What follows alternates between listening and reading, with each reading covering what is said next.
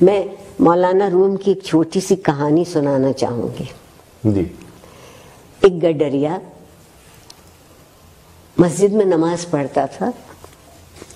گاؤں کے امام مسجد سے اس نے پوچھا کہ سرکار، جو یہ میرے مویشی ہیں بھیڑ اور بکریاں، ان کی چراگاہ دریا کے پار ہے، ہمارے گاؤں میں کوئی ان کے خوراک کا سامان نہیں، تو میں روزانہ جاتا ہوں تو مجھے کشتی کے 2 آنے دینے پڑتے جانے کے، اور 2 آنے دینے پڑتے، تو میرے تو بہت پیسے خرچ ہو جاتے ہیں.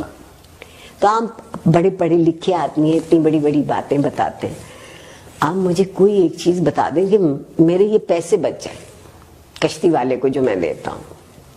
مولانا نے سوچا میں اس گڈریے کو کیا سمجھاؤں گا، اس کی سمجھ میں کیا آئے گا. کہا بسم اللہ الرحمن الرحیم کہہ کے اپنے مویشی بھی اور خود بھی دریا میں اتر جایا کر.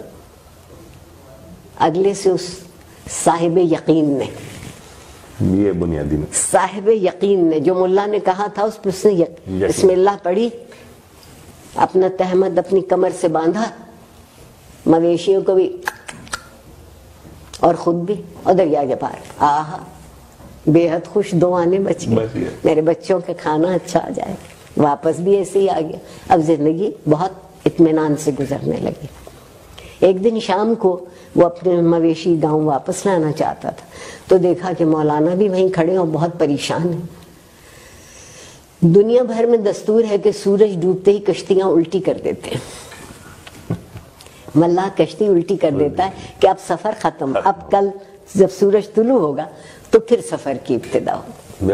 غروب ہو چکا تھا سورج. انہوں نے دیکھا یہ اپنے پورے ریوڑ کے ساتھ مزے میں گاتا، گوالا گاتا ضرور ہے،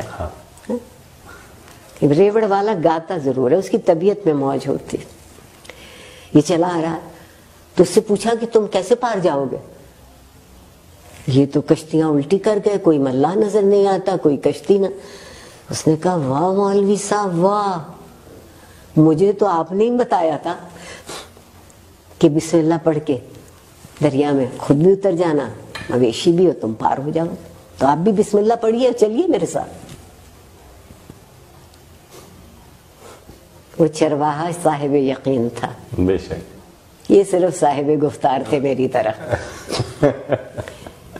انہوں نے بسم اللہ پڑھی، ذرا سا پانی گہرا ہوا تو ڈوبنے لگے، بہت چیخے چلائے. چرواہا واپس آیا، آگے نکل گیا تھا، واپس آیا. کیا ہوا؟ خیر ہے؟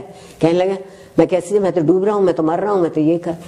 اس نے کہا خیر. اس نے انہیں اٹھایا، اپنے کندھے پر رکھا، اور جب ساحل پہ لا کے کنارے پہ اتارا کہا مولوی صاحب یہ بسم اللہ تو آپ نے ہی مجھے بتائی تھی، تو آپ سے کیوں نہ دریا پار ہوا؟ انہوں نے کہا کہ جس یقین سے تم پڑھتے ہو وہ میرے پاس نہیں. وہ یقین بہت. زندگی کی مشکل حل کرنے کے لیے پہلی چیز یقین ہے. واہ واہ واہ. اور یقین تک پہنچنے کے لیے دوسری چیز متحد ہو جانا. بے شک. ریوڑ کچھ کہتا ہے نا، ایک علامت. ہاں بالکل. یہ نہیں ہے کہ 4 بکریاں اتر گئیں تو باقی ٹھٹکی ہوئی پیچھے کھڑی ہے. اور اگر آپ یہاں تک پہنچے ہیں تو پھر زندگی میں تنظیم ہو سکتی ہے. واہ واہ واہ. اگر آپ کبھی اکٹھے نہ ہوں، کبھی یقین پورا نہ ہو، تو آپ منظم بھی کبھی نہیں ہوں گے. بہت اچھا. جو اچھی زندگی ہے وہ منظم زندگی ہے. منظم زندگی ہے. بے شک. علم کا درجہ کوئی ہو یا نہ ہو، احساس تو جاگتا رہے. وہ تو رہنا چاہیے. تعلیم یا ایجوکیشن کہہ لوں، نالج اس وقت بنتی ہے جب آپ کے احساس میں شامل ہو جاتی ہے. بہت اچھا.